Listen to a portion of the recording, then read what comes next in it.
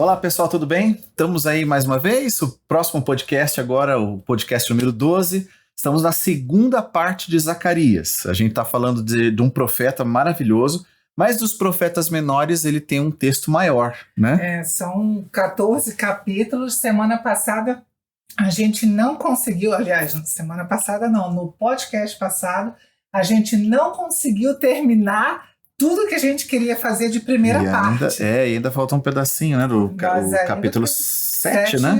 7 e 8. Hoje a gente vai ter que dar uma corrida aqui. Mas esse podcast aqui, da segunda parte de Zacarias, ele tem uma ligeira mudança, né? A partir do capítulo 8, né? 9, na verdade.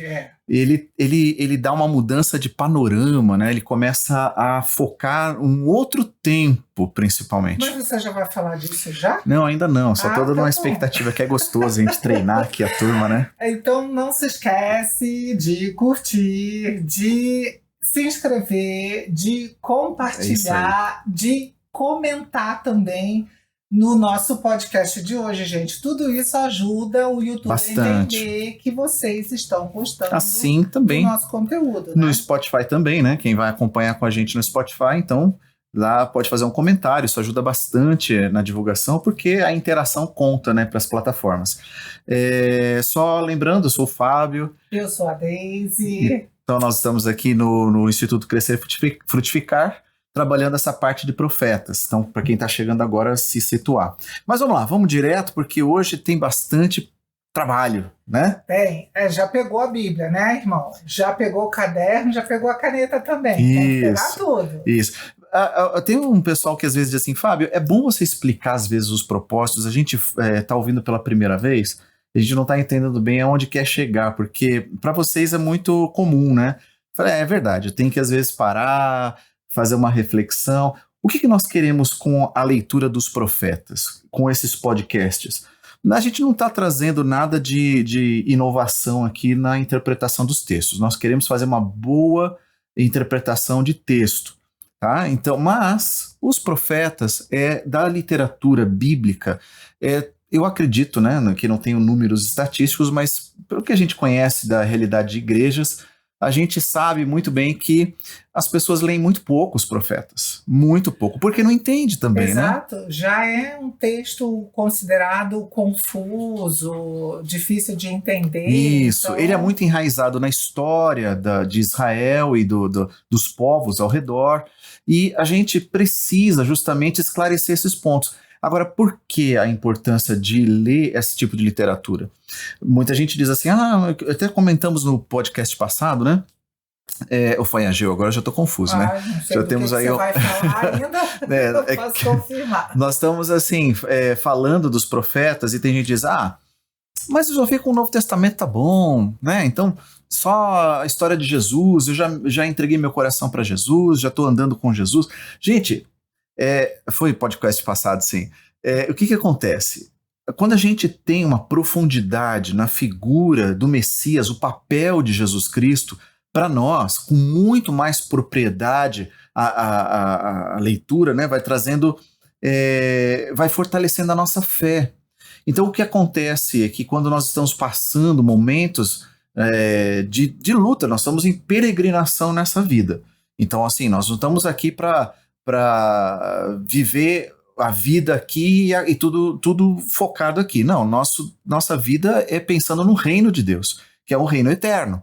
Então, se eu quero me preparar durante essa jornada aqui para honrar Jesus, para viver para Jesus e para suportar, que nós temos uma guerra espiritual, para suportar várias fases dessa guerra e conseguir prevalecer contra o inimigo, eu tenho que estar totalmente apegado a Cristo. Na palavra também, né? Exatamente. Ele é a palavra, né? Como diz o evangelista João, né? O evangelho de João fala, no princípio era a palavra estava com Deus e a palavra era Deus, ou seja, Jesus é a sua palavra.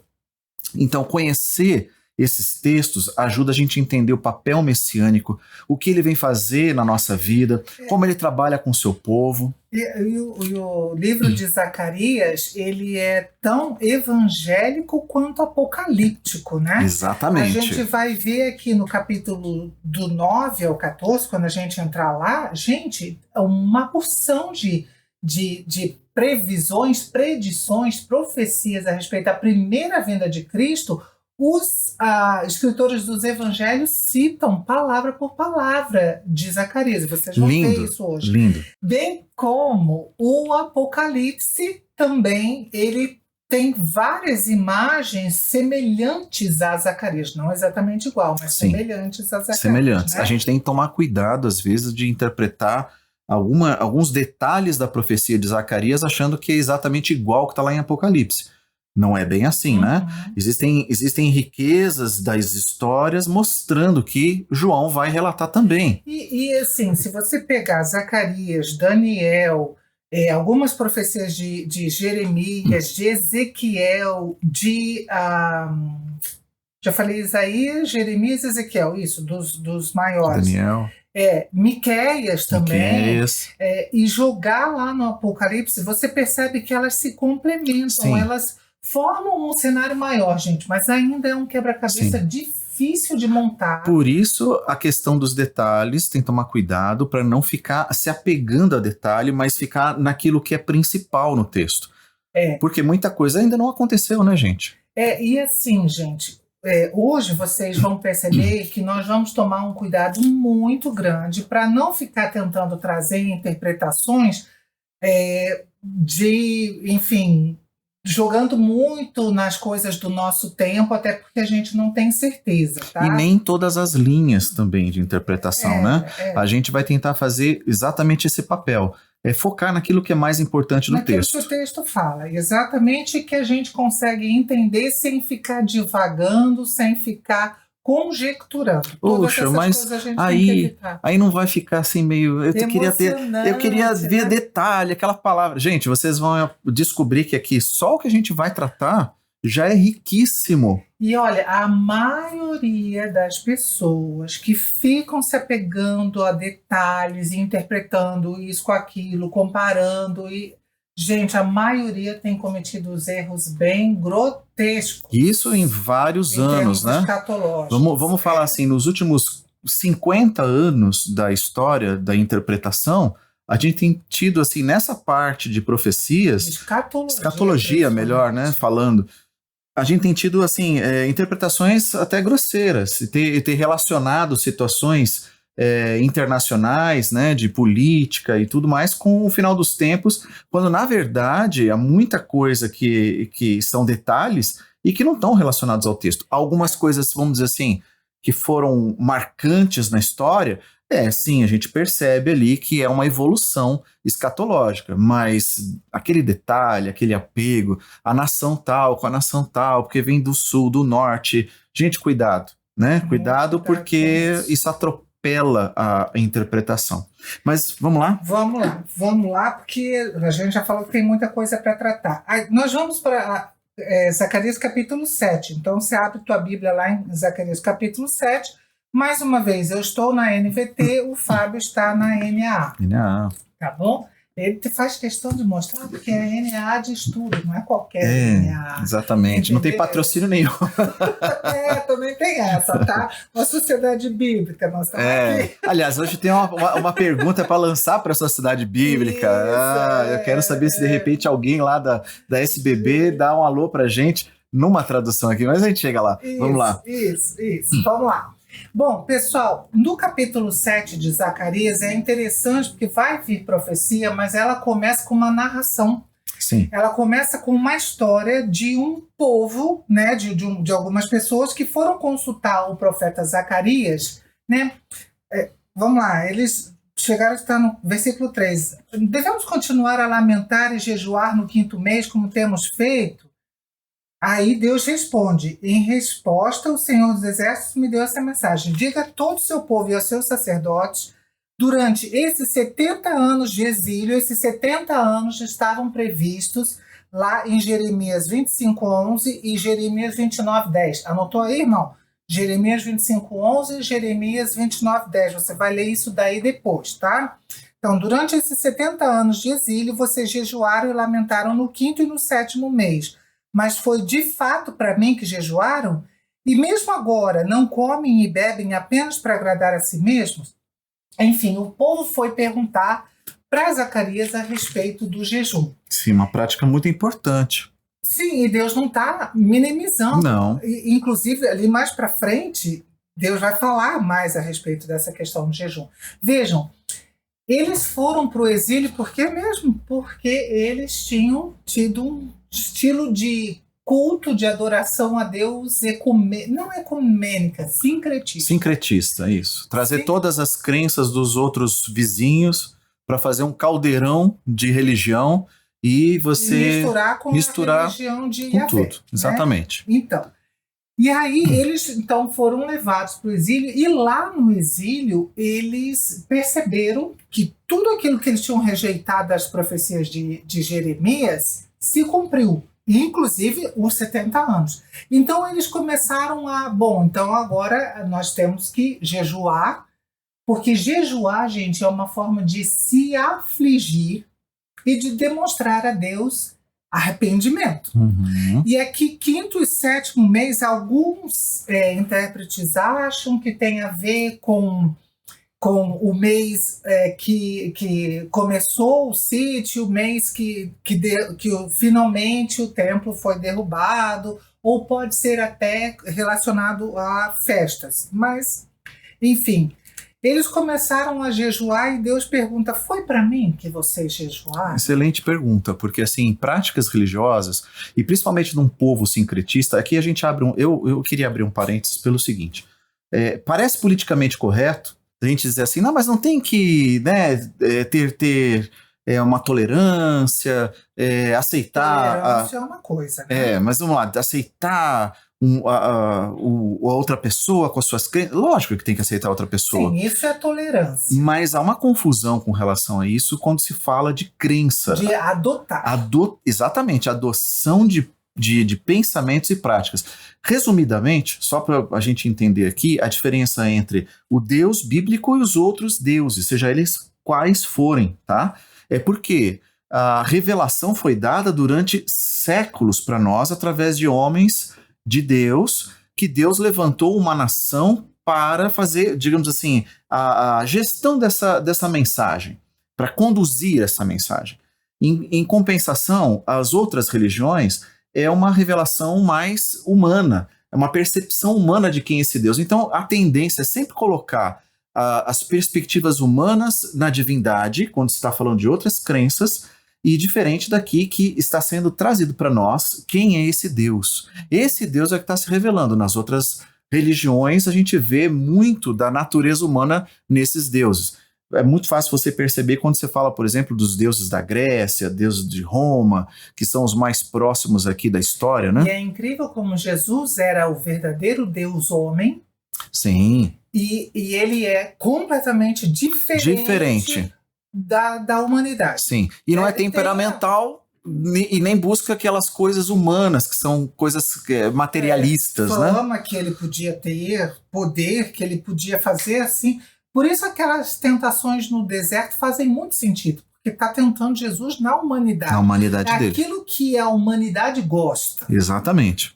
Bom, entendida essa diferença aqui entre crenças e que a gente não está pensando em politicamente correto nesse sentido, porque não cabe. A gente tem que entender que a revelação tem que chegar para nós. Então Deus ele precisa de exclusividade. Ele não aceita sincretismo. Ele não aceita esse caldeirão de crenças, né? Não. Então, o jejum que ele está questionando é assim, pô, mas vocês estão jejuando para quem, afinal de contas? Qual é o interesse? E aí Deus retoma dizendo, olha, eu já falei a respeito de jejum com vocês no passado através dos outros profetas, enquanto Jerusalém e Judá estavam assim, ó, lotado de gente. Eu falei naquela época, e isso está em Isaías 59, gente. Leiam Isaías 59 e vocês vão ver o tipo de jejum que Deus quer. Mas ele dá um resumo aqui no versículo 9 do que é esse jejum. O Isaías 59 fala assim, destrincha essa parte do jejum. E o versículo 9 e 10 aqui de Zacarias é o resumo, digamos assim, de Isaías 59. Assim diz o Senhor dos Exércitos, julguem com justiça e mostrem compaixão e bondade uns pelos outros.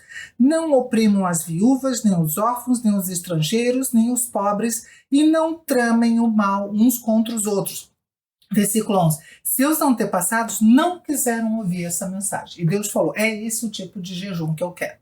Em Isaías 59, Deus diz exatamente isso. É esse o tipo de jejum que eu quero. Exatamente. Olha o que está acontecendo aqui.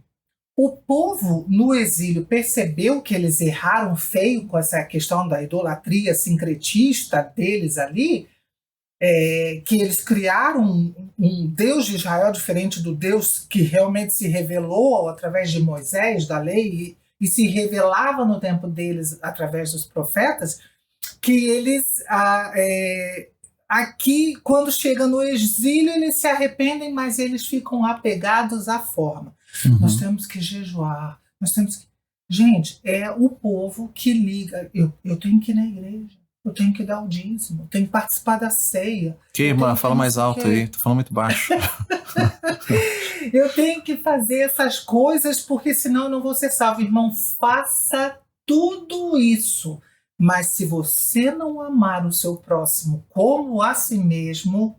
Então, esse é o coração justamente desse jejum. Porque é uma diferença entre eu faço jejum para agradar a Deus, no sentido de barganha, eu faço para Ele e para receber algo em troca. Vamos ver se eu comovo Deus. Né? E aqui Deus está falando, qual é o resultado desse jejum? É um quebrantamento, é uma humildade. A humildade de se traduzir nesse cuidado pelo próximo, né, que é, no caso, a viúva, os órfãos, o estrangeiro, a bondade, a misericórdia pelos outros. Então esse jejum é aquele jejum que vai fazer com que você tenha a percepção que a tua natureza não é igual à natureza dele e que você precisa se quebrantar na presença dele. Então você vai jejuar para quê? Para dizer assim, você ter a consciência, eu sou miserável, na minha mesquinharia, no meu jeito egocêntrico de ser, e eu preciso me render a esse Deus,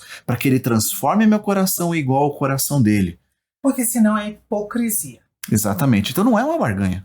Não. O que é o jejum, gente? Eu abdico do alimento para me dedicar à oração, a buscar a Deus. Por que Deus diz, então eu quero que vocês... Não é em vez disso, Deus não está dizendo que quer que eles deixem de jejuar. Não. O que ele está querendo dizer é, olha, se o jejum de vocês não for acompanhado por atos de justiça, atos de amor, não vale nada. O resultado não tá, do jejum não serve para nada, é só para a pessoa, tá procurando seus interesses. É como cumprir, irmão, os ritos da fé.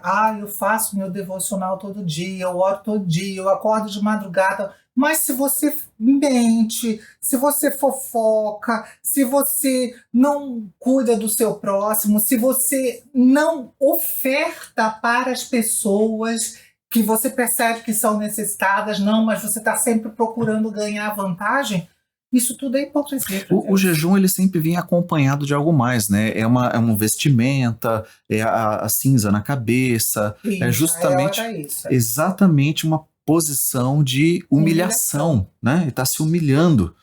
Toca no verde aí. Falamos junto. Essa coisa de velho. Então, mas nem vão saber o que quer dizer. Mas, gente, a gente tem que perceber que a gente pode jejuar até para conquistar. Mas olha que diferença, por exemplo, Daniel quando jejua para ter uma conquista. O que ele está tentando conquistar? Uma resposta. Ele quer entender o que ele leu no texto de Deus, e ele precisa entender isso, ele está jejuando durante dias. Senhor, eu quero entender. Então, quer dizer, é uma conquista? Sim, para Deus, para ele se humilhar mais, para ele... E para nós? Sim. Porque o texto chegou para nós. Sim, é uma humilhação? Resposta. Sim. Então, no final das contas, essa conquista vem com humilhação. Não, e quantos benefícios trouxe, porque Daniel ele não queria clareza para si próprio, ele queria clareza para falar para os outros também. E o texto chegou para nós hoje, a gente se beneficia por causa do jejum dele. Sim, né? Exatamente. Então, irmão, jejuar é abdicar de coisas suas para beneficiar os outros também. Exatamente. Sempre, tá? Então esse é o capítulo 7. Maravilhoso. Nós vamos passar para o 8 agora. Sim, vamos lá. Hoje vai ser meio maratoninha, Uhum. Né? O capítulo 8, ele é um capítulo lindo, em que Deus fala a respeito da restauração de Jerusalém. Uhum. E olha, gente, esse capítulo aqui, ele foi escrito 2 meses antes do templo ser terminado, sabia? Faltava 2 meses. Lembrem, né, que Zacarias e Ageu estavam estimulando o povo à construção do templo. Sim. Então tá terminando a construção, e quem já reformou casa, construiu casa, ou igreja, obra de igreja, a gente fala, né? Nunca acaba. Termina alguma coisa, começa outra. Exatamente, mas quando a gente está no meio de uma obra e ela está chegando ao fim, a coisa vai começando a tomar forma, mas ao mesmo tempo o cansaço vai batendo. Sim. E aí, nesse daqui, Deus começa a dizer, não, mas eu me alegro em Jerusalém, eu me alegro no templo, vai voltar os velhos, eu bati aqui na garrafa, os velhos vão voltar, tá na pracinha, junto com as crianças. É lindo, lindo, né? Uma visão, assim, parece uma pintura, né?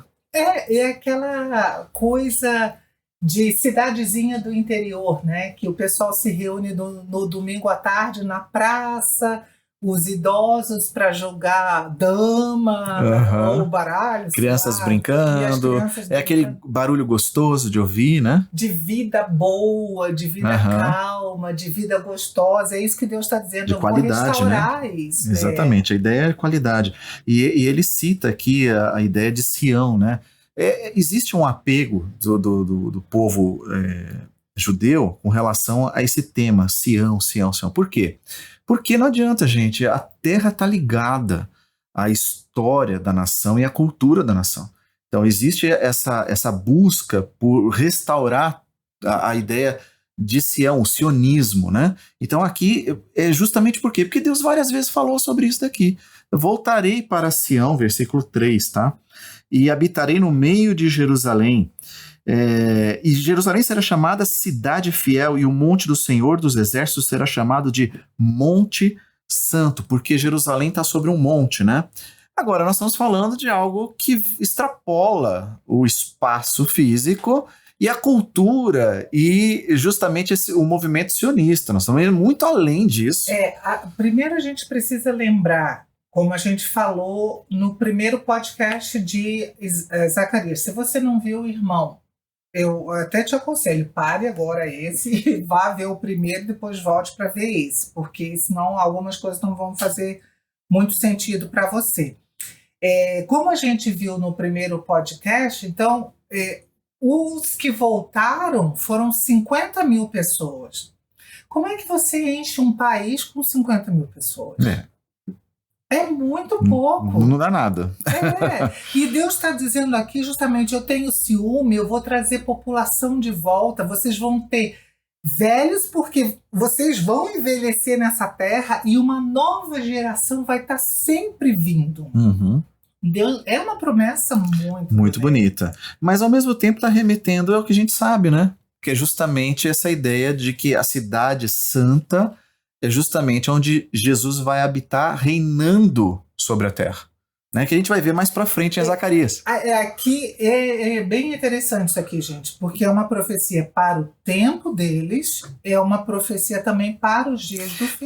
É uma característica dias muito... do fim, não, desculpa. Para a eternidade, a restauração. Na verdade, é o desfecho do plano de hoje, né? Ou seja, quando vai romper o mundo que nós temos para um mundo eterno que não tem morte.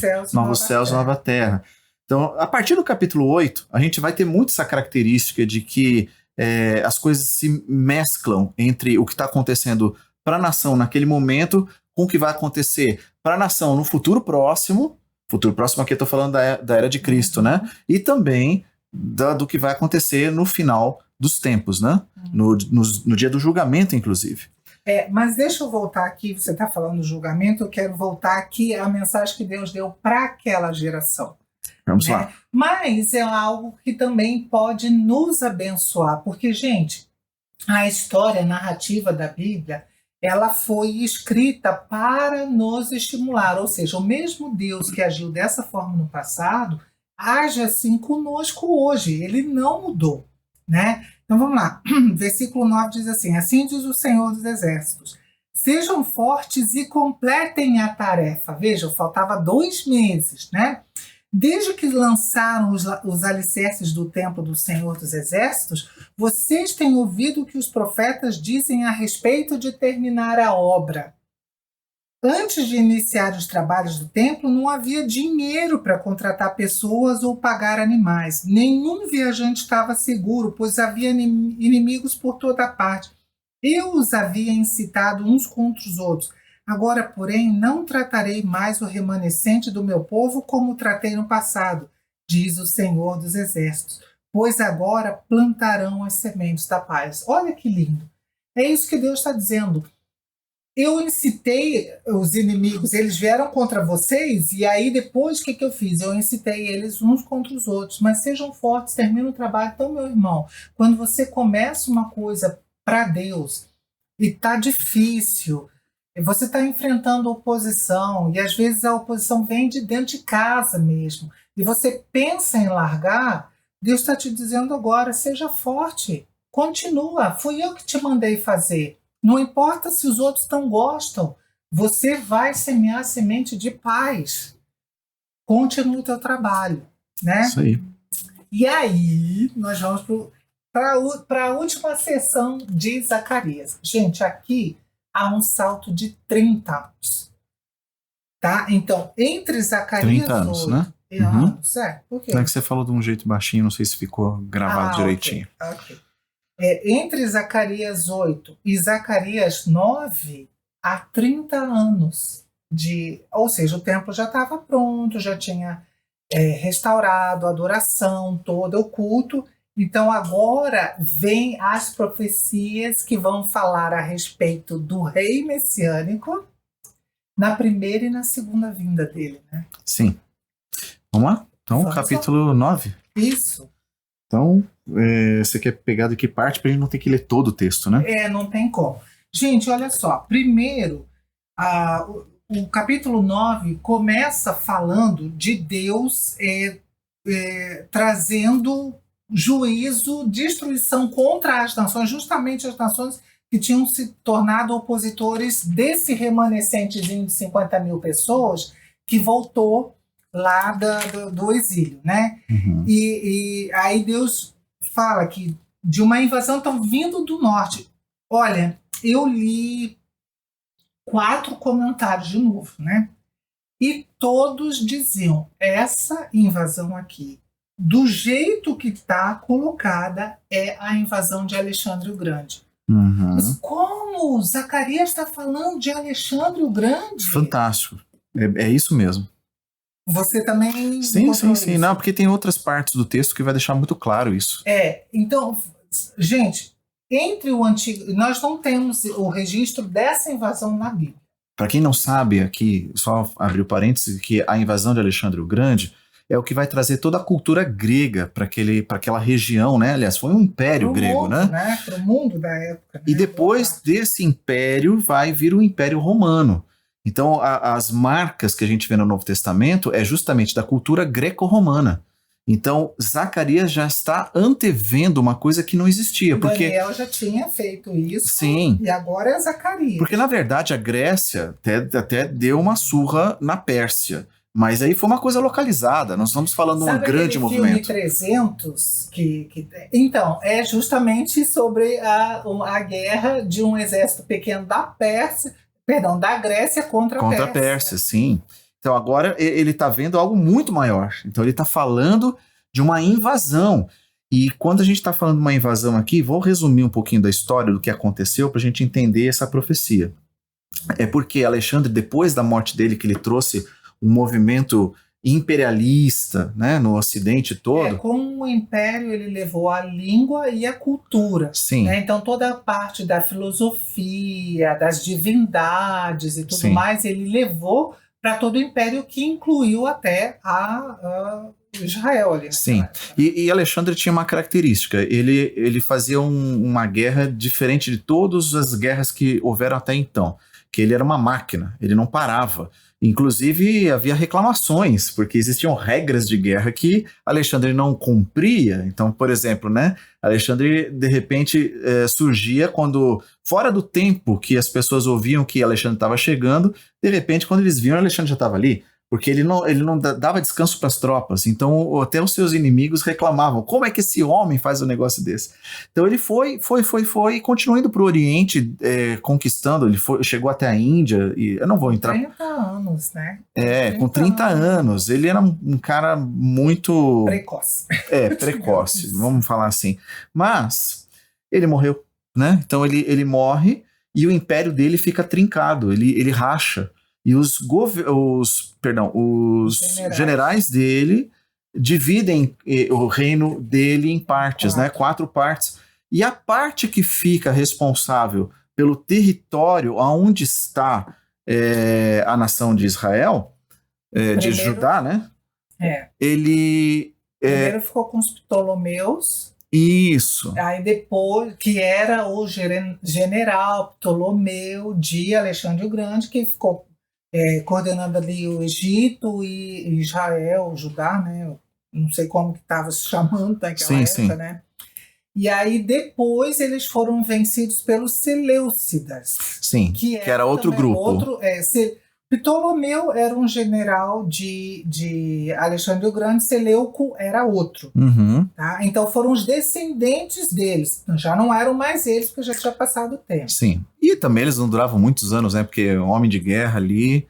Agora, o que acontece com Israel nisso tudo é que quando nós temos Seleuco II, né? Se não me engano. Não, Seleuco. Não, Seleucidas. Mas quem invadiu foi... puxa, agora me fugiu o nome. Antíoco Epifânio, isso. Era um dos líderes do Seleucidas, né? Ele era o imperador Seleucida. Então o que acontece é que esse camarada, ele vai... Ele não só, ele domina... Não é o caso aqui. Nesse trecho aqui, é Alexandre ainda. Sim, sim, mas vamos entender aqui que Deus vai fazer... Mais à frente, no próprio capítulo 9, vai falar dessa invasão aí. Tá, calma. Então deixa eu fazer o panorama, depois a gente volta e passo a passo. Vamos lá. Então eu estou falando aqui que Israel ele foi dominado, Judá foi dominado, e esse imperador... ele decide, vamos dizer assim, encerrar qualquer tentativa de rebelião. Vou resumir bem a história.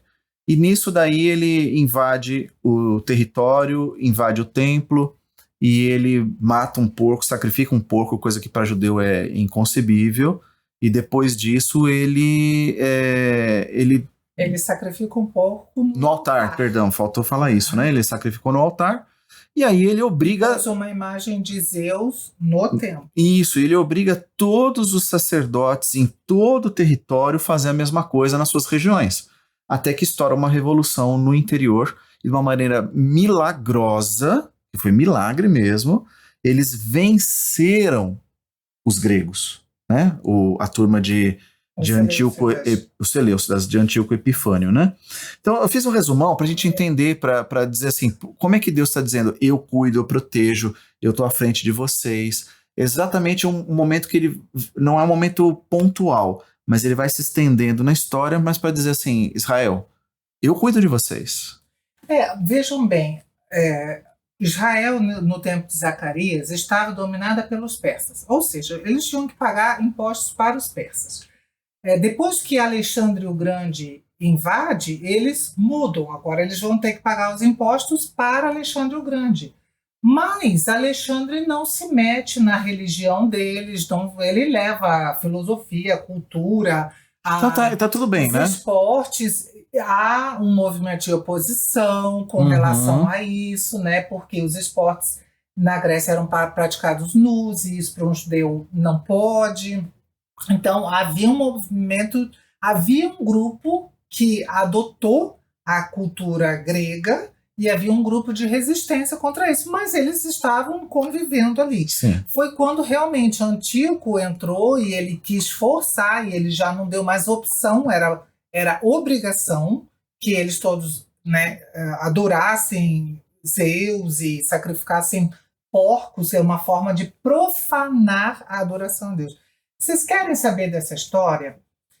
Vocês podem procurar na internet, se tem Bíblia Católica em casa, pode ler. Irmão, não está no cânon, não está no nosso cânon, não está no cânon judaico, mas a Bíblia Católica ela mantém o texto de Macabeus, então é esse livro que vocês podem ler, ela mantém, não considerando o sagrado no mesmo nível do que todos até Malaquias. Sim. Tá? Mas é um texto histórico e que a gente até vê a forma milagrosa como realmente eles venceram a batalha. Então aqui Zacarias 9 está falando primeiro da invasão de Alexandre o Grande, que aí sim ele arrasou os territórios ao norte de Israel e não fez o mesmo em Israel. Em Israel, sim. Tá? Ele não fez o mesmo. Alguns dizem até que ele não chegou em Israel. Não chegou nem a entrar no território de Israel, né? E ainda tem os filisteus ainda nessa história, né? Porque aqui o território de Asquelon, Gaza a gente já está vendo até hoje, né? Se fala de Gaza. Naquela época era dos judeus ainda. Gaza, Ecrom, Asdod, ali tudo o território da Filístia, tá?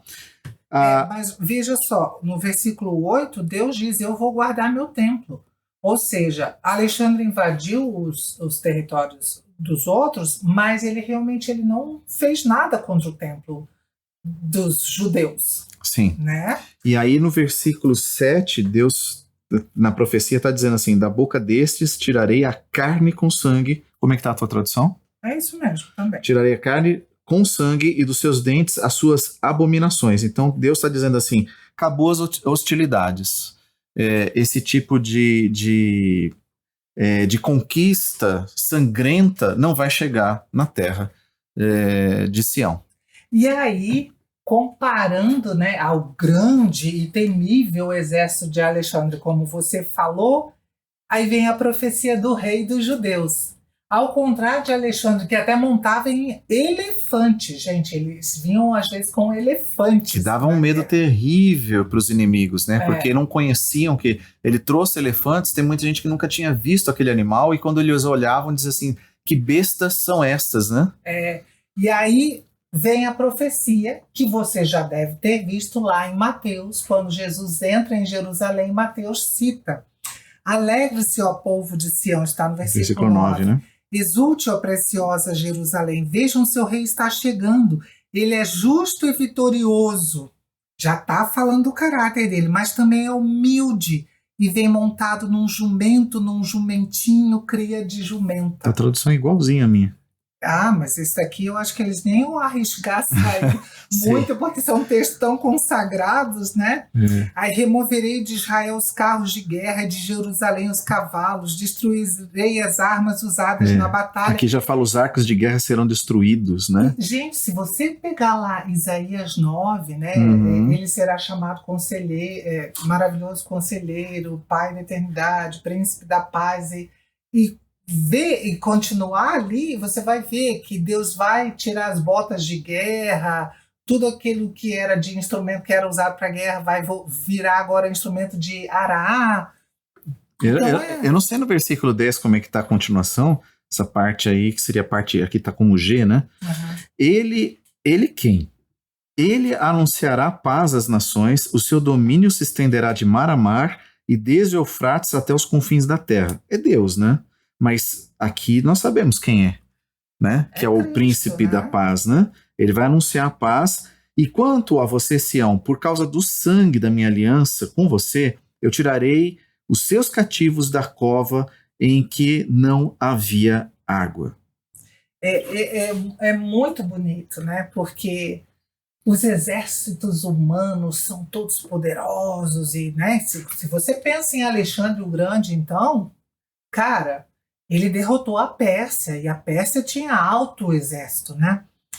Aí vem a comparação do rei humilde, manso, mas ele é o cara que acaba com toda a guerra. Com toda a guerra. Ele transforma, ele tira carro de guerra, cavalo, tudo. Agora é tempo de paz, ele vem. Esse é o nosso Jesus. E, gente, Nós estamos vivendo esse reino de paz hoje. Aí você diz, você está doida, qual é o mundo que você está vivendo, né? Porque o meu mundo não está de paz. Neste momento que nós estamos gravando esse podcast, então não sei, né? Sim, quanto tempo vai ficar na plataforma, mas agora, nesse momento, nós estamos vivenciando duas grandes guerras, né, mundiais, e uma delas bem significativa agora, que é a guerra de Israel, né? É, a guerra da Ucrânia contra a Rússia e agora Israel contra o Hamas, né? E com a possibilidade até de se alastrar. Sim. Enfim, aí você diz, mas você tá louco, então tá falando de paz? É que o reino de Cristo, ele traz uma paz que é sobrenatural e não depende das circunstâncias. Mas um dia ele vai estabelecer essa paz que você, que o Fábio, que eu desejamos, que é justamente a eliminação da guerra. Porque, gente, não tem vencedor numa guerra. A morte de inocentes é uma coisa terrível. E não adianta você ficar torcendo para países como se torce para futebol, porque não é um espetáculo. Não. É um horror. É um horror, né? Então aqui a gente está vendo que existe, por um lado, Deus dizendo, olha, como diz no versículo 15, né? O Senhor dos Exércitos protegerá o seu povo. Ok, a gente olha e diz assim, não, Deus realmente está fazendo coisas milagrosas, Deus está fazendo coisas que são, né, uma vantagem tremenda para o povo dele, mas a gente tem que considerar que não é porque isso está acontecendo que ele está feliz, né? Uhum. E não é um intuito aqui de fazer com que a guerra tenha lado. A guerra, ela tem que ser no máximo acontecer por uma defesa, né? E não por um interesse, né? Então você ter uma nação aqui, como diz no versículo 15, diz, eles engolirão os inimigos e pisarão nas pedras atiradas com as fundas. A ideia aqui de pedras seria, provavelmente, segundo os comentaristas, que são nações. Agora, uma nação é uma pedra tirada contra Israel, quer dizer, é uma nação que ela tem uma agressividade. E essa agressividade não chega até Israel. Então Deus está dizendo, eu vou proteger vocês desse tipo de agressividade, porque essas pedras elas não vão chegar a acertar. Vocês vão pisar sobre elas. Né?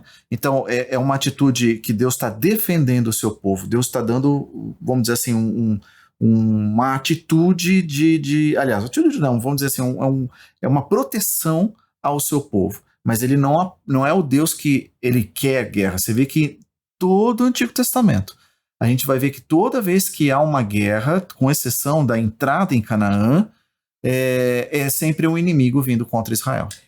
Sempre é juízo de Deus sobre a humanidade pecadora. Sim. Mesmo entrando em Canaã.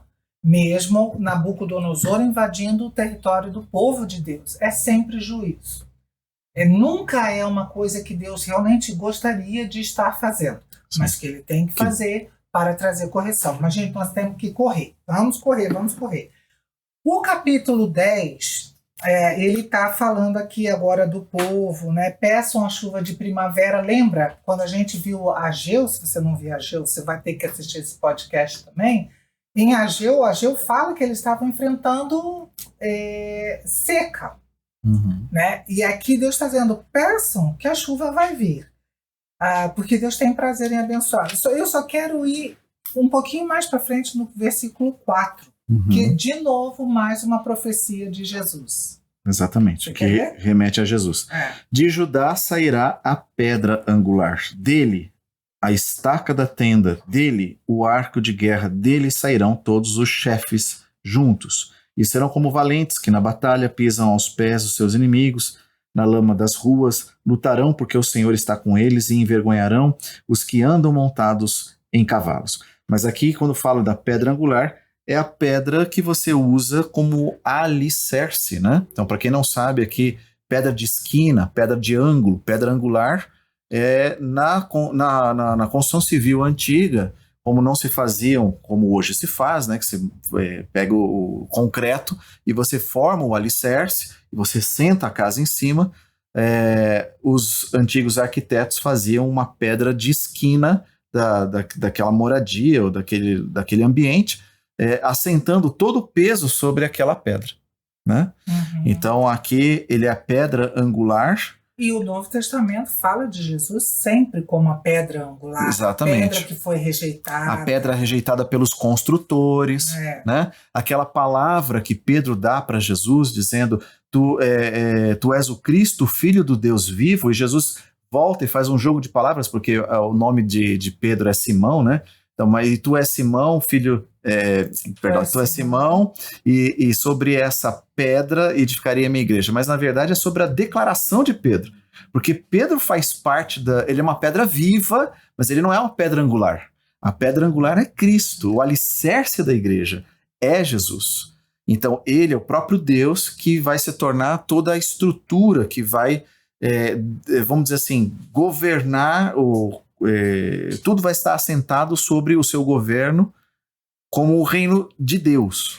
Mas ele é também a estaca da tenda, que é justamente aquilo que dá estabilidade. Ou seja, ele todo o alicerce do reino é em Cristo. Não pode haver outro alicerce. Antigo e o Novo Testamento falam a mesma coisa. Jesus é o alicerce. E ele é o que traz o equilíbrio. E ele é o arco para a batalha. Ou seja, toda a guerra é vencida. E aqui aí a gente pode espiritualizar, tá? A nossa guerra espiritual é vencida, porque esse é o nosso verdadeiro inimigo, né? Não é uma nação, não é um governo, não é não sei o quê. A nossa guerra, ela é vencida em Cristo, sempre. Agora no versículo 6 aqui, eu só queria rapidinho falar sobre isso daqui, que eu acho interessante, assim, mais a título de curiosidade, que fala, fortalecerei a casa de Judá, salvarei a casa de José. Eu os farei voltar, porque me compadeço deles, e serão como se eu não os tivesse rejeitado, porque eu sou o Senhor, seu Deus, e os ouvirei. Aqui é interessante pelo seguinte, né? Eu vejo aqui Deus falando de fazer voltar. Fazer voltar, mas voltar quando? Se eles já voltaram do exílio? Né? A minha versão fala restaurarei. Restaurarei. Então aqui pode estar falando justamente de um outro momento, nós estamos falando agora do futuro de 1948, né, 47, 48, quando Israel voltou a ser nação, porque houve uma dispersão do povo de Israel, que é a única marca histórica que a gente tem. Séculos, né? E a única marca que a gente tem aqui é diferente do exílio que teve no período profético. Então Deus está falando assim, olha, eu vou fazer voltar essa turma, né? Então quer dizer, eu me compadeço deles, eu vou ouvi-los. Então nós estamos falando justamente desse momento agora, que Israel se assenta de novo na terra e que Deus está completando essa obra. Deus está trabalhando no coração deles, né? Aqui no versículo 9, embora eu os tenha espalhado entre os povos, eles se lembram de mim em lugares distantes, né? Novamente aqui, né, não houve mais outro exílio a não ser do ano 70 depois de Cristo. Né? Eles rejeitaram a pedra angular. Qual foi o resultado? O resultado é que eles foram espalhados pela terra. E depois Deus disse, foram espalhados depois que Tito invadiu, Tito, general romano, né? Depois se tornou imperador, mas ainda era general, invadiu Jerusalém, derrotou de Jerusalém, derrubou o templo. Exatamente. Está derrubado até hoje, né? Só tem uma parede lá, né? Bem dizer. E agora Deus falando, olha, vou fazer vocês voltarem, né? Quer dizer, e aconteceu. Então nós estamos vendo a profecia passo a passo, né? Vamos lá, agora capítulo 11, né? Só um dado estatístico interessante, a partir daqui do 11, Jerusalém ela é mencionada 40 vezes no livro de Zacarias.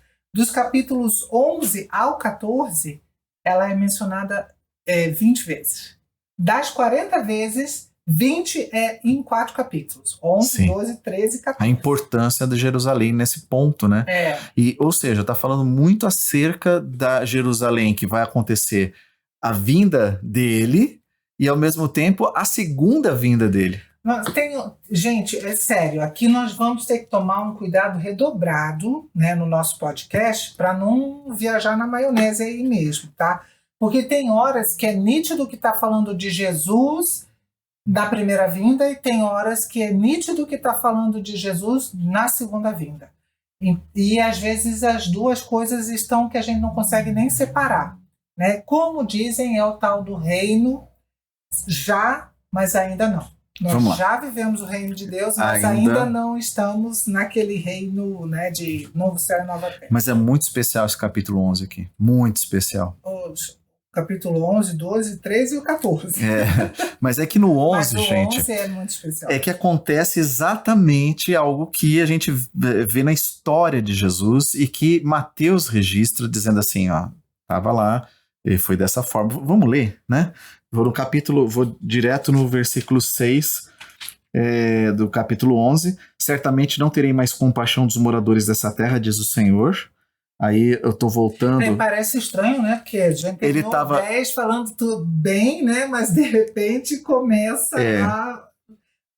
aparentemente já 30 anos depois já estava havendo algum problema de desvio aqui. Sim. Né? E aqui, agora eu vou pro versículo 7. Apacentei... Perdão, vou voltar de novo, vamos para o 6, né? Porque ele está pedindo, Deus está pedindo para Zacarias, apacente as ovelhas, no versículo 4, destinadas para o matadouro. Aqueles que as compram, matam-nas e não são punidos. E os que vendem dizem, louvado seja o Senhor, ficamos ricos. E os pastores de ovelhas não se compadecem delas. Certamente não terei mais compaixão dos moradores dessa terra, diz o Senhor. Porque aqui realmente há uma corrupção, né? Eis que eu entregarei cada um nas mãos do seu próximo e nas mãos do seu rei. Eles destruirão o país e eu os livrarei das mãos deles. Apacentei aí... Que versículo que você está? Tô no 7. É diferente do meu. É mesmo? Nossa, tá bem diferente. Então, a partir do 7, vamos lá. Vamos ver se pelo menos casa as ideias. Tá. É para eu ler? Sim. Tá.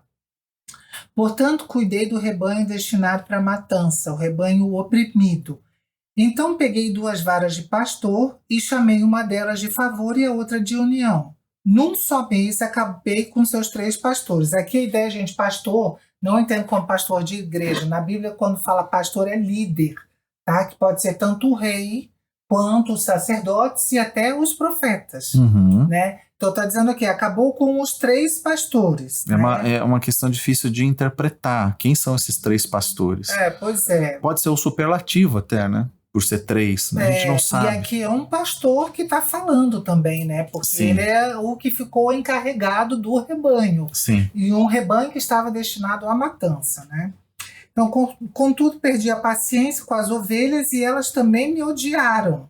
Vejam, os pastores foram eliminados e agora as ovelhas... Estão com problemas com Zacarias. Aqui, no caso, a gente pode dizer que é Jesus, né? Sim. Uma figura de Jesus. Porque vocês vão ver aqui o restante, que é bem nítido que é realmente Jesus. A ideia é, saíram os 3 pastores, né? O que eles tinham antes de líder era Zorobabel e Josué. Talvez não estivessem mais vivos aqui, 30 anos depois, e se levantaram outros líderes que não tinham o mesmo coração do que eles. Isso. E aí aqui, Zacarias está fazendo esse papel como encenando como se fosse Jesus. Exatamente, é uma encenação. É exatamente isso. Mas é uma encenação profética, né? É aquilo que a gente chama de ato profético, né? Na realidade, ele está vivendo realmente aquilo, mas o que ele está vivendo está anunciando que Cristo vai viver. Isso, embora dentro de uma profecia, né? E aí vejam, agora as ovelhas se revoltam contra ele. Né, e começam a odiar. Então eu lhes disse, não serei mais seu pastor. Não me importarei se morrerem ou se forem devoradas. E aquelas que restarem comam a carne uma das outras. Em seguida, peguei a vara chamada favor e a quebrei no meio para mostrar que havia cancelado a aliança que tinha feito com todas as nações. Aqui é nítido que não é Zacarias. Sim. É Deus. Zacarias está falando, mas é uma palavra de Deus. Acabou a graça. Quebrou a graça. Por quê? Porque as ovelhas rejeitaram o pastor. O nome que foi da tradução foi feito aí não é graça, né? É favor. Que é a mesma coisa, só que... A tua tá graça? Tá graça, porque a ideia é a graça. 2 cajados. Graça e outra união, né? Então vai pastorear com a graça dele e trazendo sempre junto o povo dele. Mas as ovelhas rejeitaram esse tipo de pastoreio. E a primeira coisa que ele vai romper é justamente a aliança que acabou a graça. Acabou o meu favor a vocês. E aqui vocês vão ver bem nítido que é a aliança que Deus tinha feito no Antigo Testamento, essa se quebra quando o pastor diz, acabou essa aliança. Assim acabou a minha aliança com elas. O rebanho aflito me observava e entendeu que o Senhor falava por meio de minhas ações. Vejam que aqui já é Zacarias de novo falando, né? Então eu lhes disse, se quiserem, paguem meu salário, mas se não quiserem, não me paguem. E elas me pagaram 30 moedas de prata. Só um segundinho, antes de entrar nas moedas de prata, que aqui que é o X do texto.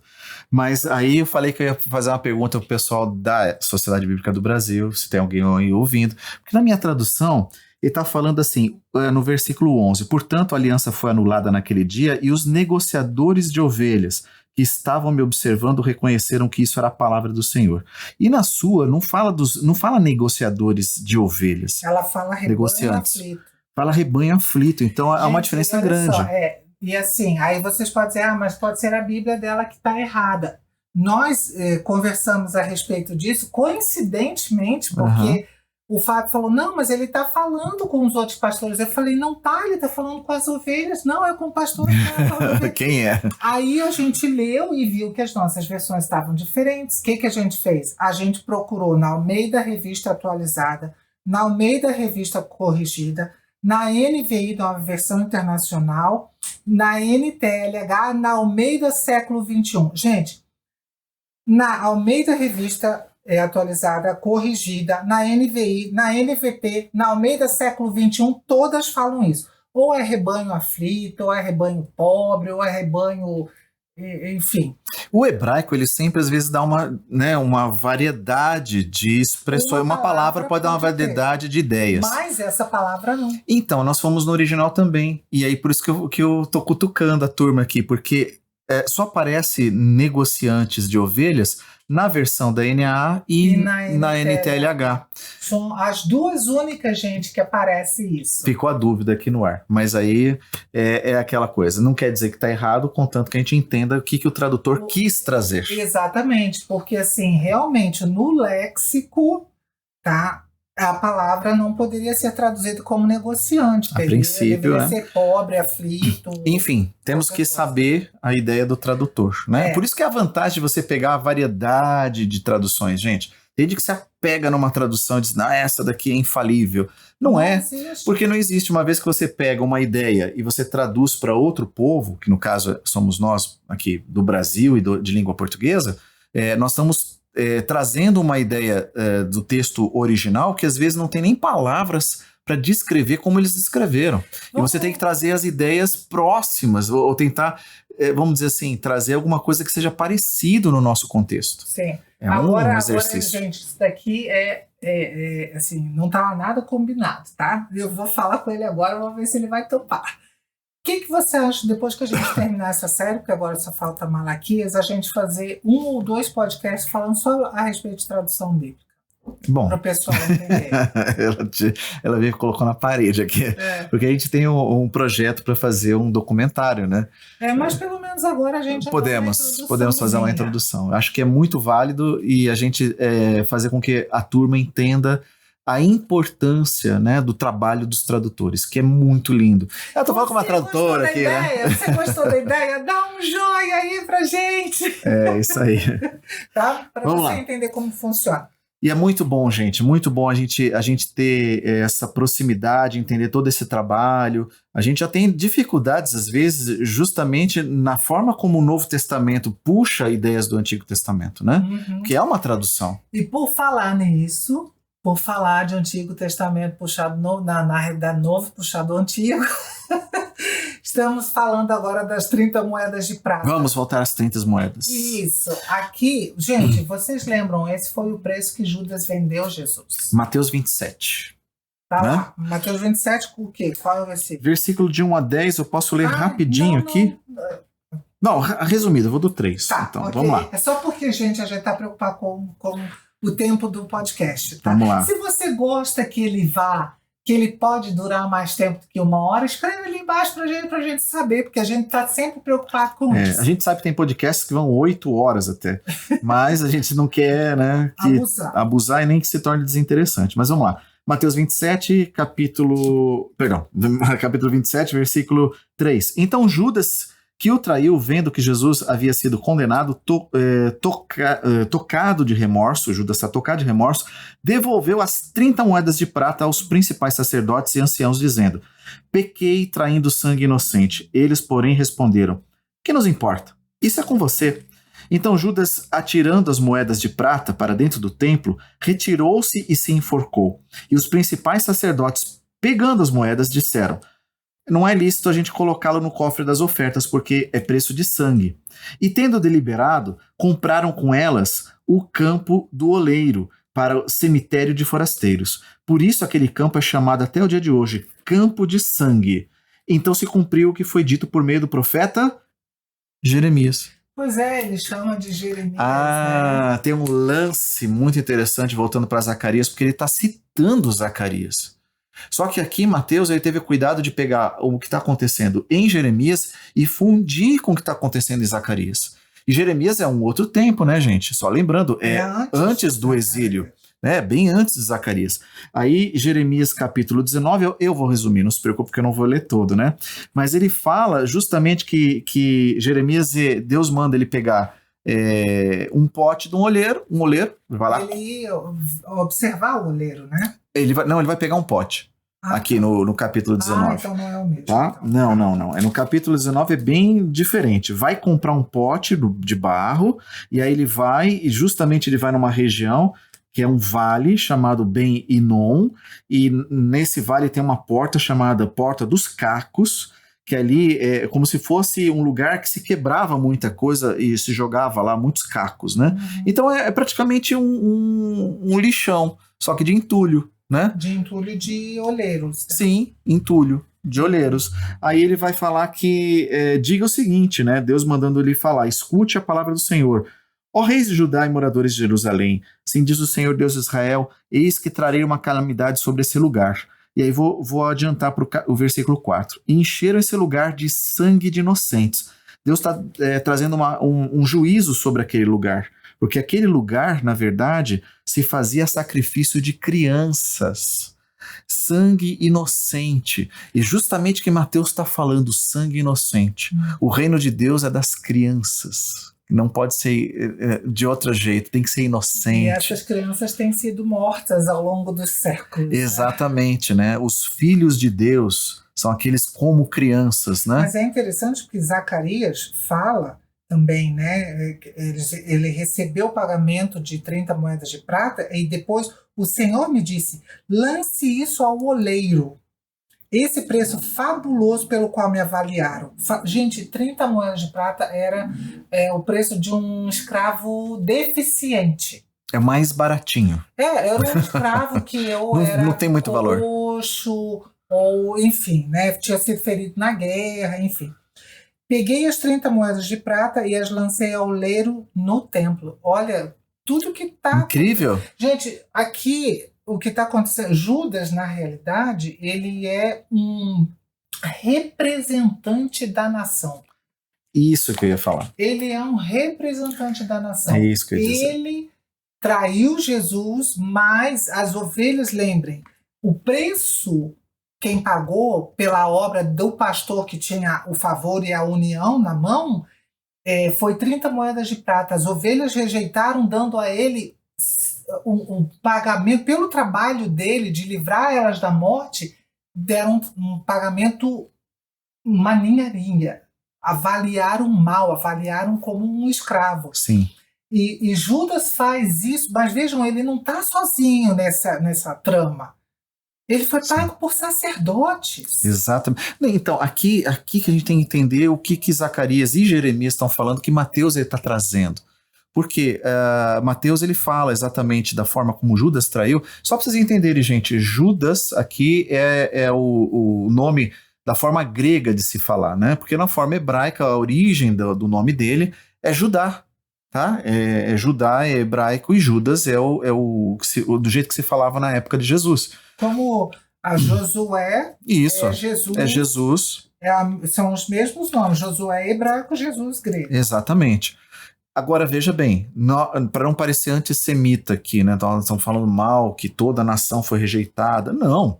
Os primeiros convertidos são judeus. Foram os apóstolos. São judeus. Jesus é judeu. Então a gente tem que entender que o que Mateus está trazendo para Jeremias, que Deus está dizendo assim, ó, no versículo 10, eu vou quebrar o porte à vista dos homens. Depois ele fala, desse modo eu quebrarei esse povo, os mortos serão sepultados nessa terra, esse lugar aí chamado, que lá no versículo 6 está falando o Vale da Matança, que é justamente o campo de sangue que Mateus está falando.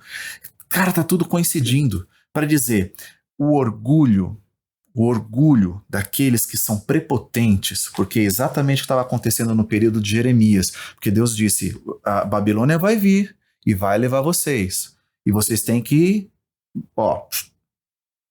calados. Por quê? Porque vocês estão recebendo juízo. Mas havia aqueles que diziam, não, porque Deus está do nosso lado, porque não é assim que funciona, e cala a boca, Jeremias. Várias vezes ele foi repreendido, ele apanhou. Depois dessa profecia, Jeremias apanha. Ele apanha para valer. Então, o que está acontecendo? Judas está representando exatamente esse tipo de altivez, esse tipo de comportamento. Os seus e os seus não o receberam. Ele é o representante dos seus que não o receberam por orgulho. E veja, aqui em Zacarias ainda fala que eles trocaram esse pastor que tinha o favor e a união, que depois ele quebra a vara da união também, por um outro pastor que é chamado por Deus de pastor inútil, versículo 7. Que aflição espera esse pastor inútil que abandona o rebanho? Uhum. Alguns comentaristas dizem que naquele período da rejeição, então, da nação, né, judaica por Jesus, eles escolheram Roma, e foi a própria Roma que avançou contra Israel. Avançou contra eles e os dispersou pelo mundo. Uhum. Olha, então o rebanho realmente perdeu a união, perdeu o favor, perdeu a união. Uhum. Né? Então, agora veja, o capítulo 12 já é diferente. Sim. O capítulo 12 de novo volta a falar de guerra contra o povo de Deus, e aqui é Israel mesmo, tá? Contra o povo de Deus, e uma guerra ferrenha, só que eles vencem milagrosamente. Eles, o povo de Deus, os judeus, vencem milagrosamente, e depois dessa vitória milagrosa, Deus derrama o Espírito sobre eles, e eles se convencem de algo muito sério que nós estamos falando até agora, que está no versículo 10.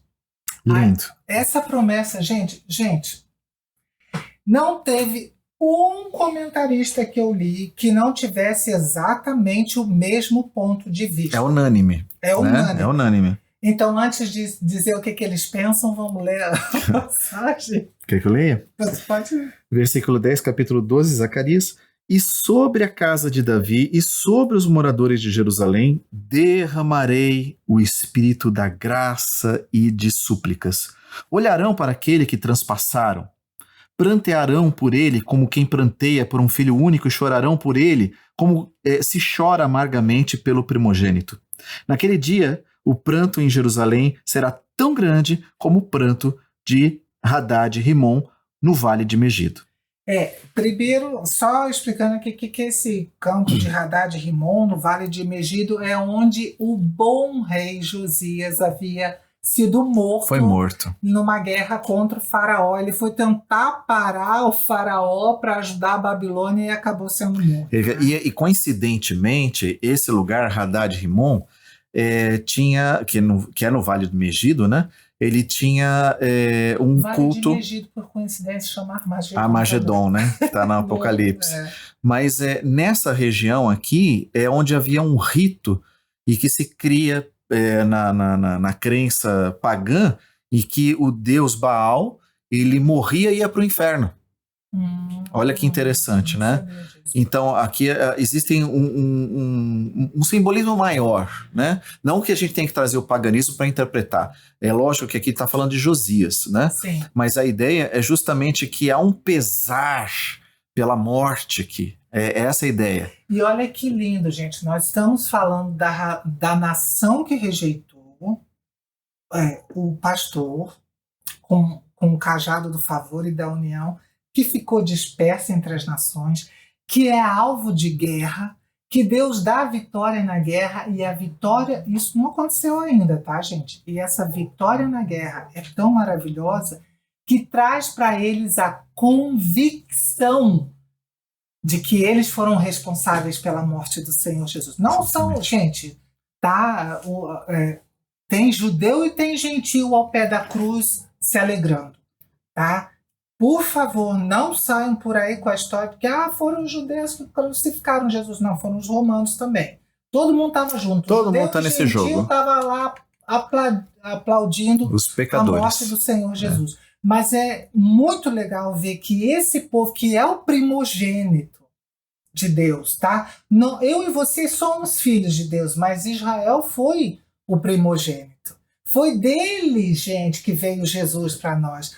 Foi dos judeus que nós recebemos os apóstolos. Então, vê que no final dos tempos eles vão chegar à conclusão pelo Espírito Santo, não por si próprios, porque é um espírito de graça que é derramado sobre eles, sim, de que eles realmente mataram o seu Messias. Sim, e começou lá no discurso de Pedro, né, na pregação de Pedro, que é o dia do Pentecoste, né? Que vem o Pentecoste e eles começam, senhores, o que nós temos que fazer? Quer dizer, há um pesado só de judeus. Só de judeus, de todos os lugares que dito daquele período, daquela época. De outras, eles já estavam dispersos antes, tá, sim, gente? E agora Deus refazendo tudo e trazendo o seu povo de volta.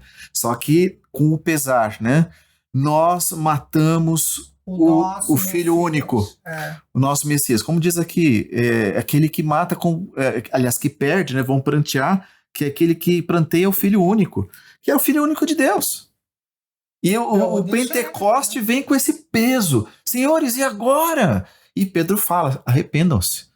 E é isso que vai acontecer. Derramamento da graça, do Espírito da graça. É lindo isso daqui. Gente, essa é uma promessa que aí sim, todos os comentaristas são unânimes em dizer que vai haver um movimento de conversão dos judeus a Cristo nos últimos tempos. Aliás, já está acontecendo, né? A gente já sabe de muitas histórias de judeus reconhecendo Jesus como Messias. Porque tem muitos que não conhecem nada dos textos. Eles escutam falar, não conhecem direito Jesus, sabe que Jesus é do cristianismo, mas como se fosse para eles uma coisa pagã, como se tivesse transformado Jesus num mito. E é incrível, porque quase todas as conversões dos judeus hoje são miraculosas, bem como de muçulmanos. Exatamente, Jesus aparecendo para eles. Aparecendo em sonhos, aparecendo e se identificando para eles como Jesus. E tem muito judeu testemunhando para judeus que encontraram o Messias e que agora estão falando para outros em movimentos. Né, que estão trabalhando para isso acontecer, para que todos escutem e entendam as profecias. Vejam bem, gente, não é que nós cremos numa superioridade dos judeus sobre os cristãos gentios, não. Mas nós temos que nos alegrar, porque o povo que nos deu o Cristo vai voltar para ele. É isso que a gente tem que se alegrar. Da mesma forma como eu me alegro com os chineses se converterem. Exatamente, o mesmo peso. Dizer assim, também eles são objetos do amor de Deus. Exato, não eles há estavam separados. Sim, né? E não há essa necessidade de nós estarmos estendendo a bandeira de Israel. Gente, eu choro pelos palestinos, eu choro por Israel, eu choro pelos chineses, eu choro pelos russos, eu choro pelos ucranianos, eu choro por todos eles. Porque todos são objetos do amor de Deus. E as profecias estão apontando que o príncipe da paz vai trazer justamente essa mensagem de resgate para todos. Então, judeus também vão aceitar Jesus, como já estão aceitando. Por isso, né? Porque justamente tanta gente não enxergou essas profecias e se torna inimigo dos judeus, quando não deve, né? Exatamente. Não deve. Vamos dar um salto aqui? Vamos. Capítulo 13, versículo, outra profecia, versículo 7. Como diz a tua versão? Desperte a espada contra o meu pastor, o homem que é meu companheiro, diz o Senhor dos Exércitos. Fira o pastor e as ovelhas serão dispersas, e eu me voltarei contra os cordeiros. Uau, né? Fira o pastor e as ovelhas ficarão dispersas. Foi exatamente a profecia citada no Novo Testamento, né? Nos Evangelhos. No versículo 1 também já fala, né? Naquele dia uma fonte será aberta para a linhagem de Davi. Jesus é o descendente de Davi. Ah, sim, é verdade. 13:1. Naquele dia haverá uma fonte aberta para a casa de Davi. Vejam, então Jesus é o descendente de Davi. Então, enfim, e aqui essa que o Fábio leu é justamente a profecia da cruz. Uhum. Jesus foi morto e os discípulos se espalharam. Uhum. Né? Foi o Cristo ressurreto que trouxe eles de volta. Senão, gente, não teria cristianismo se Jesus só tivesse morrido na cruz. Ele tinha que ressuscitar também. Uhum. E a importância do versículo 1, quando termina dizendo que essa fonte é aberta para remover pecado e a impureza. Uma coisa que não é tão tratada entre eles hoje, porque eles acreditam que o dia do perdão é como se fosse uma borracha que apaga e, ok, vamos fazer um projeto para ano que vem agora andar como se fosse uma coisa nova. E não há uma renovação do Espírito de Deus que vem sobre eles com a graça para modificar esse comportamento, para libertar da escravidão. Porque é como se fosse uma contagem de zerar no final do ano. Sabe o que a gente faz aqui na nossa cultura de vestir de branco e dizer assim, ok, vou pular as ondas, vou soltar foguete, fazer tudo mais, como se estivesse zerando o que está para trás, adeus ano velho, feliz ano novo. Mas na verdade a gente acaba repetindo todos os problemas que a gente deixou do ano passado, a gente faz tudo de novo. Então os judeus eles têm o Yom Kippur, que é o dia do perdão, mas muitos têm a dúvida, como é que eu trato isso? E os rabinos não tratam tanto essa questão como diz os textos, que diz abriu a fonte justamente da casa de Davi para tratar pecado. Então precisa vir o Messias no sentido de ele tratar o que está dentro do coração humano, é trazer o povo para ele. Isso só acontece de uma única maneira, que é a conversa que Nicodemos teve com Jesus. Mas Jesus vira para ele e diz assim, mas você é mestre em Israel, não entende essas coisas que eu estou falando sobre o novo nascimento? Como é que eu vou falar de coisas maiores? Você não está entendendo nem o que é daqui, nem uma coisa fácil de entender que você como mestre deveria tá expondo. Eu estou te falando de novo nascimento, porque tem que ter uma outra natureza, um novo nascimento, que ele fica na dúvida, puxa, mas tem que voltar para a barriga da minha mãe, aqui tá complicado.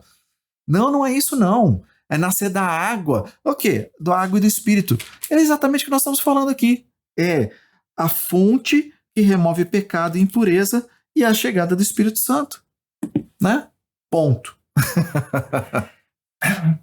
Gente, é realmente encantador, tá? Vocês precisam ler Zacarias, ouçam um podcast, mas depois, por favor, não ficam só ouvindo a gente. Vai ler a Bíblia. O nosso objetivo aqui é fazer você ler a Bíblia, irmão, tá? Você vai ler a Bíblia? Dá um joinha, então, aí, se comprometendo a ler a sua Bíblia. Depois não esquece que você se comprometeu, tá? Ok, vamos pro último capítulo. Já estamos em 1 hora e pouquinho já.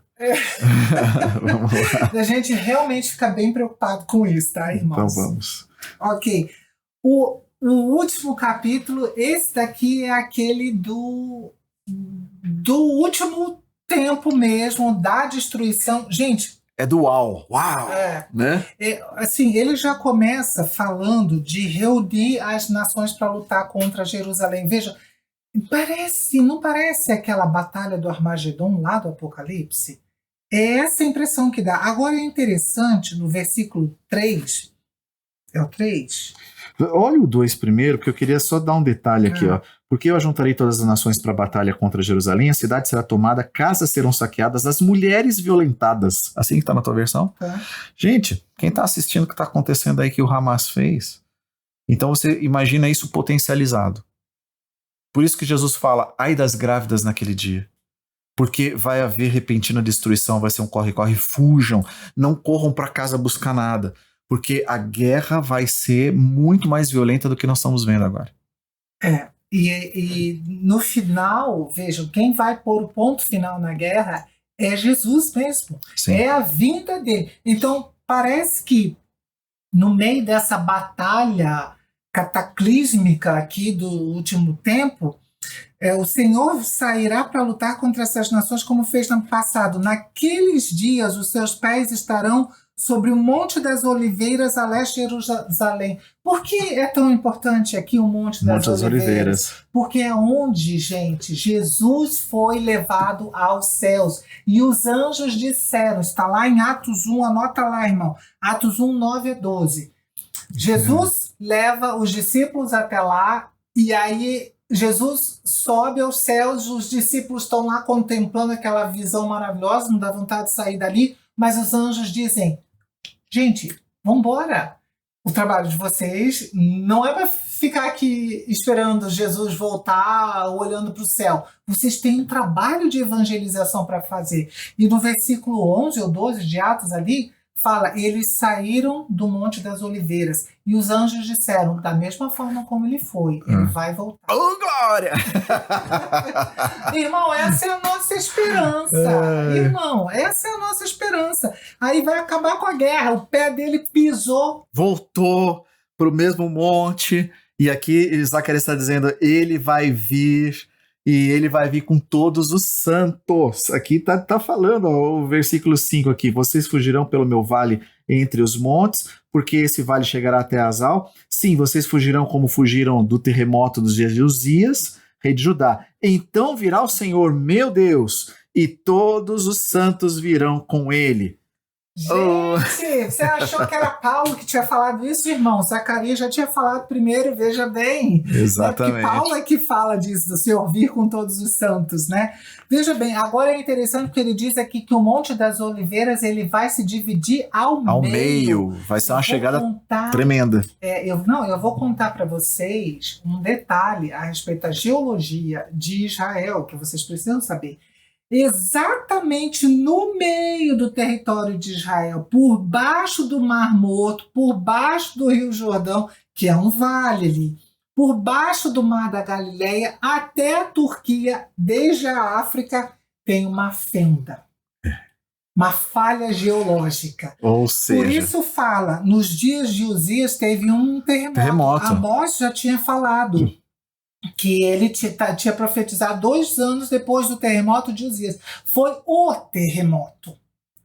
Tá? Então a impressão é que quando Jesus vier pisar no monte, ali vai chacoalhar aquela falha lá, vai estremecer toda, e aquilo vai... Gente, Davi escreveu, né? Que os montes de Sião cercam e protegem Jerusalém. Naquele dia, como várias vezes Deus diz, os montes serão aterrados. Aplainados, né? Para o povo aqui, no caso, poder fugir. Sim. Né? E é engraçado que naquele dia as fontes de luz deixarão de brilhar. Ainda assim, sempre será dia. Mesmo de noite. Senhor, como que fala tu aí o versículo 6? Porque a minha é tão... 6 e 7 é tão bonitinho o jeito que está aqui na minha. Eu vou ler o 6 e 7. Naquele dia as fontes de luz deixarão de brilhar. Ainda assim sempre será dia. Só o Senhor sabe como isso acontecerá. Não haverá dia nem noite como sempre houve, pois mesmo à noite haverá claridade. Aqui diz, naquele dia não haverá luz, mas frio e gelo. Mas, pois é, a sociedade bíblica aí ajuda a gente, né? Esse aqui a gente não olhou no original. Não oramos no original, mas a gente pode até fazer uma pesquisa depois. Naquele dia não haverá luz, mais frio e gelo, mas será um dia singular, um dia conhecido do Senhor. Não haverá separação entre dia e noite, pois, mesmo depois de anoitecer, ainda será dia claro. Então, por isso A que glória é a glória de Deus, Jesus descendo em poder e grande glória. E no versículo 8 ainda fala, né? Fluirão de Jerusalém águas que dão vida. Ezequiel já tinha falado isso, gente. Debaixo do trono de Deus saindo água que traz vida. Oh, gente, oh, glória. Irmão, agora lá vai meu lado pentecostal. Glória a Deus. Eu tô arrepiada aqui mesmo, só de imaginar. Gente, essa é a nossa esperança. Mais uma vez, essa é a nossa esperança. O versículo 9, o Senhor será rei sobre toda a terra. Naquele dia, um só será o Senhor e um só será o seu nome. E os últimos versículos falam que até nos sinos dos cavalos vai estar escrito a palavra santo para o Senhor. Gente, aí tudo depois dedicado. ele fala, é tudo dedicado a Deus. Tudo. Vejam, gente, no templo, todos os utensílios do templo eram considerados sagrados. Mas cavalo, panela, essas coisas nunca foi. E aqui diz que tudo, ou seja, a santidade vai estar em todos os espaços, né? Tudo. Ela vai cobrir tudo. E assim nós encerramos o livro de Zacarias com essa mensagem de esperança. Maravilhosa. Né? Que o reino do Senhor chegará com paz e santidade. Amém. Oh, glória a Deus. Oh, irmão, foi edificado? Gostou? Então deixa o seu like ali. Isso ajuda a gente e ajuda mais gente a ouvir essa mensagem, irmão. Não perde sua esperança. Amém. E se você puder, também passa isso daí, né? Passa o link para outras pessoas. Não se inscrever no canal, né? Exato. A gente não conta com o algoritmo, gente. A gente conta com você, né? Até porque, honestamente, os assuntos que a gente trata aqui, o não são populares. Do YouTube não vai ajudar a divulgar. Não vai. Mas tem muita gente que gostaria de estudar esses textos, né? Então, estamos aí para ajudar você. Isso. Muito obrigada por ter ficado conosco, um pouquinho mais de 1 hora dessa vez e que você seja... 1h30 a produção falou ali. Então que Deus te abençoe, que essa 1h30 sirva para te levar agora para a tua atividade do teu dia, da tua noite, abençoado pelo Senhor. Amém. Deus abençoe, querido. Amém. Até mais. Tchau, tchau.